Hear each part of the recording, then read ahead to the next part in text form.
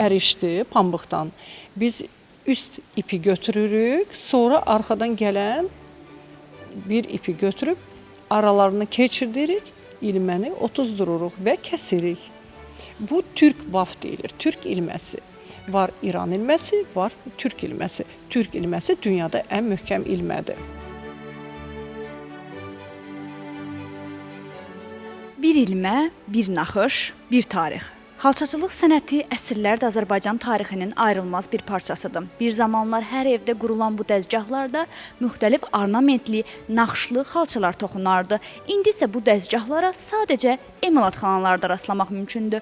Bəs görəsən, hələ də bu sənətə maraq göstərənlər varmı? Azərbaycan Xalça Muzeyində toxucu kimi fəaliyyət göstərən müsahibimiz Zemfira İsmailova deyir ki, xalça toxumaq təkcə texniki proses deyil, eyni zamanda böyük səbir, diqqət və dəqiqlik tələb edən incə bir sənətdir. Ömrünün 29 ilini bu sahəyə həsr edən toxucunun sözlərinə görə bir xalçanın ərsəyə gəlməsi üçün sərf olunan vaxt xalçanın ölçüsündən, ilmə sıxlığından və naxışların mürəkkəbliyindən birbaşa asılıdır. Birinci eskiz hazırlayır rəssam, toxucu baxır və xalçasını toxuyur.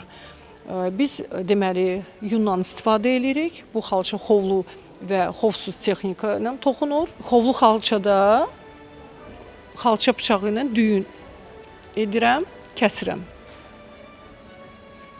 Və naxışlar deməli biz bu çeşniyə baxdıqca yaranır. Yəni ona baxıb toxuyuruq. Xalça toxuyarkən sıra bitirəndən sonra biz deməli qoyun yunu istifadə edirik xalça toxuyanda.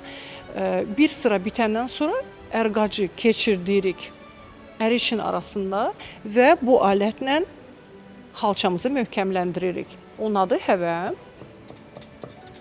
Ondan sonra üst ərqac istifadə edirik. Xalça daha keyfiyyətli olur bu üst ərqac əsasında.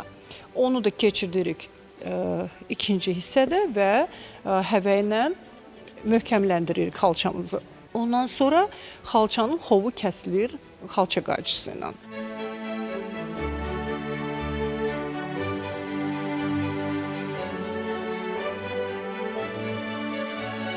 Xalçanın xovu böyük rol oynayır.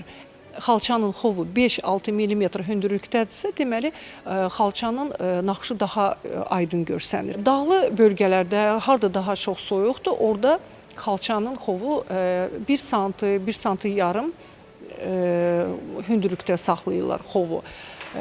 Amma Bakı ərazisində toxunan xalçalar, xalçanın xovu 5-6 mm hündürlükdə olub. Çünki bura daha isti bir ərazidir. Müsahibim deyir ki, Azərbaycan xalçalarında ən çox rast gəlinən elementlərdən biri buta naxışıdır. Onun sözlərinə görə hər bir bölgənin xalçası özünə məxsus ornamentləri və rəng çalarları ilə fərqlənir. Qarabağ xalçalarında ən məşhur element deməli əjdaha təsviridir. Ailəni qoruyan bir simvoldur. Xalçaların çoxsunda ara sahəsində göl təsviri görə bilərik.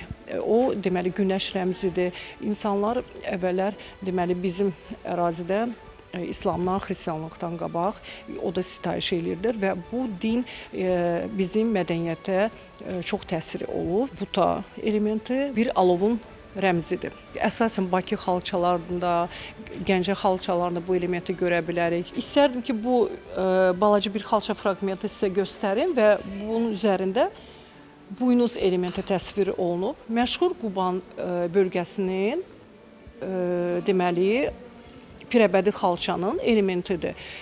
Buynuz güc rəmzidir. Bəs son dövrlərdə alıcılar daha çox hansı xalçalara maraq göstərirlər? Zemfira İsmailova qeyd edir ki, xüsusilə turistlər arasında Qarabağ xalçalarına tələbat daha yüksəkdir. Onun sözlərinə görə Çələbi, Malıbəyli və əjdahalı xalça nümunələri xarici qonaqların diqqətini daha çox cəlb edir.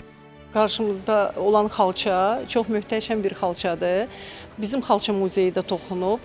Deməli, Qarabağın xəritəsidir. Xalçanın adı Zəfər xalçasıdır. Xalçanın üzərində məşhur Qarabağ xalçaların elementləri təsvir olunub.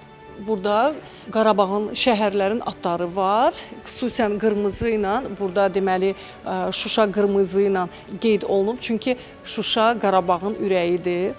Yəni Şuşasız Qarabağı təsvir eləmək olmur. Ona görə onu xüsusən qırmızı ilə qeyd ediblər.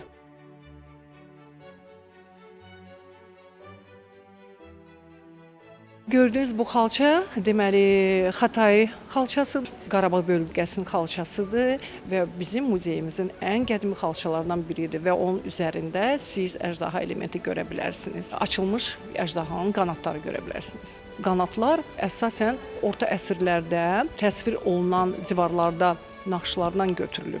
Zemfira İsmailova onu da vurğulayır ki, hazırda xalçaçılığa maraq əvvəlki illərlə müqayisədə artıb. Onun sözlərinə görə bu sənəti öyrənmək istəyənlər arasında müxtəlif yaş qruplarına aid insanlar var. Mən istərdim ki, onlar bu sənəti davam eləsinlər. Çünki bu çox bizim qədimi bir sənətimizdir.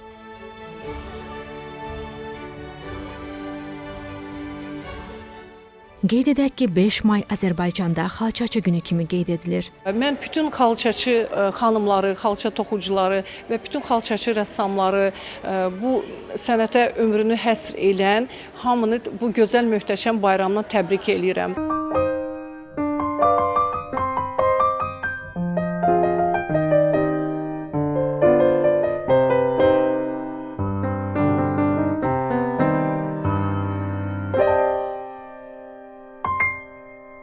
Aytən Verdiyeva, Mehriban Zakir, Əskər İbrahimli, APA TV.